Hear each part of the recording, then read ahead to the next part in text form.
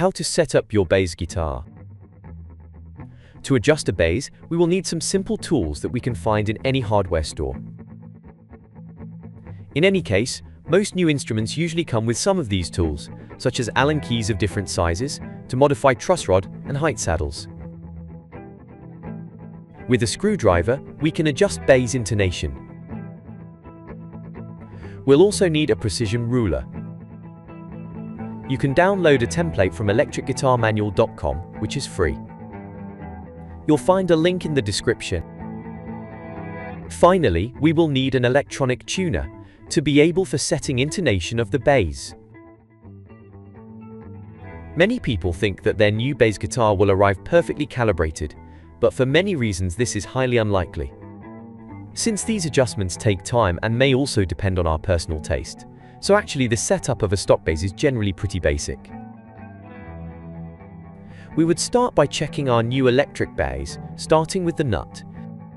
If any strings are rubbing on the first fret, we would have a nut problem. In that case, the store that sold us the bass would have to take care of replacing the nut.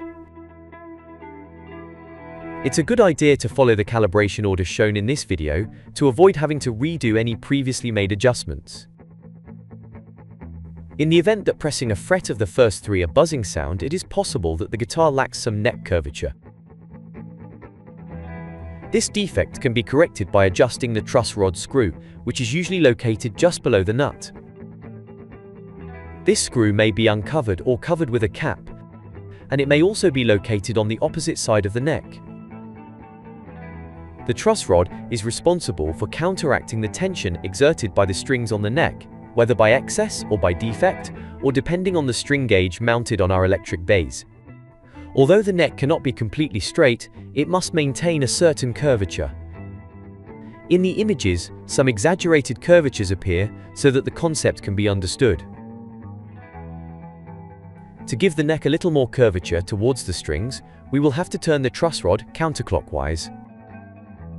And to bend the neck in the opposite direction, we will have to turn the truss rod clockwise. To adjust the bass neck truss rod, we must loosen the strings first, then modify the screw adjustment to the required side 1/4 turn and retune again. Then we will have to wait a few minutes to give the wood time to settle. If necessary, we tighten another 1/4 turn using the same procedure, without exceeding the full turn of the screw when counting the successive adjustments, or when it offers excessive resistance. It's a good idea to give the wood time to comfortably give. A neck can continue to give slightly for up to a couple of days after adjustment. So it's best not to go crazy and just go slowly. It is very interesting to note down the adjustments we make to the truss rod, so that we can reverse the steps in case we are not satisfied with the modifications. This way we can leave everything as it was before making the adjustments. If the problems persist after a full turn of the screw, or if it offers excessive resistance, my advice is to take the bass to a professional to have it checked. If the electric bass model is a double truss rod like the Rickenbacker models, I recommend that you take it to a luthier to have it adjusted.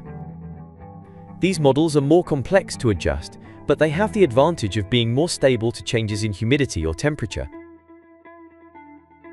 We can check the curvature of the neck by placing a capo on the first fret, then pressing the 4th string on the last fret.